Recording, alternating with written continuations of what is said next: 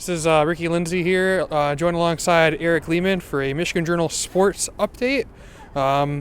Michigan State and Michigan just played 27-23 loss for the Wolverines in the last 12 or so seconds. Punter Blake O'Neill received the snap and he bobbled it on 4th and 2. 12 seconds left. Michigan, all they needed to do was either drain the clock, get the first down, or just hope that their defense could do something. Eric, what are your thoughts? As a come from behind win, they scooped the ball up, took it to the house, and the game was over. What are your thoughts on that, on today's game? Well, I guess you could call it a come from behind win. I thought they had no business at all winning this football game. Michigan State, did not play well. Michigan won the game for all but 12 seconds. Michigan State, like I said, no business at all winning this football game. They should not have won it. Jim Harbaugh had a tough decision. You could go for it. It's 4th and 2. You're right around midfield, still in Hail Mary range. You could go for it, try to run it. He might knock a couple seconds off, but I think his defense is really good.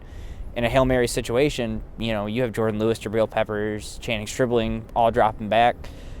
I like the chances. You can probably even put Chesson or Darboh, one of those two back there. I like the chances of the defense stopping. You can mass protect, send one guy out in a route, let Reedrock run it around, throw it away, do something. Run some time off, or you could try the punt. He went with the punt. I think he should have called a timeout. He had one left.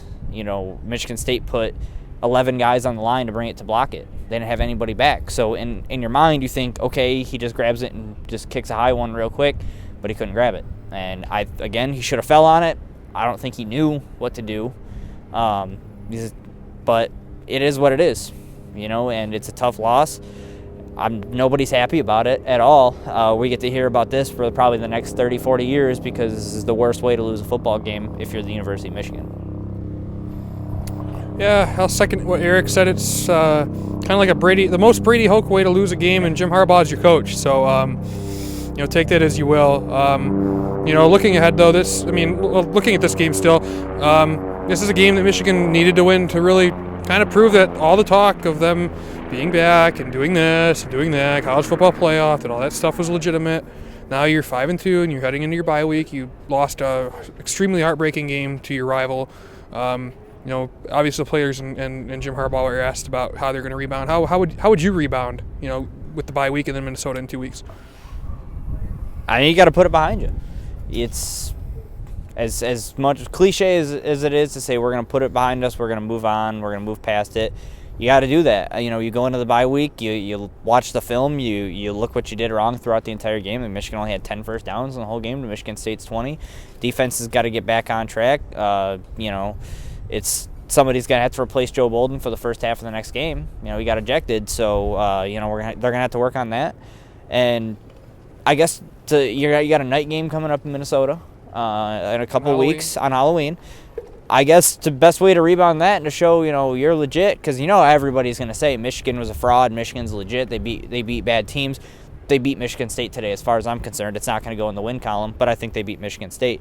But you go up, drop 50 points on Minnesota. Minnesota's supposed to be a good team. They're not that good of a team. But if you want to rebound and prove yourself, I guess, drop 50 on Minnesota, throwing up another shutout, because I know they can do it. They just, some bad calls today and some bad bounces didn't go their way, unfortunately, and they lost the game. So Michigan enters its bye week 5-2 with the same win total that they had all of last year. That's something, that you definitely have to appreciate, especially under this rebuild that Jim Harbaugh is doing. Next after the bye week, they had to Minnesota, like Eric said, Halloween game. Should be a good one. The Gophers aren't doing too well. Michigan hasn't played well on the road at all in years past. That's going to be a good one. But we will see you in 3 weeks when Rutgers comes to town. I'm Ricky Lindsay, joined alongside Erick Lehman. Good night, folks.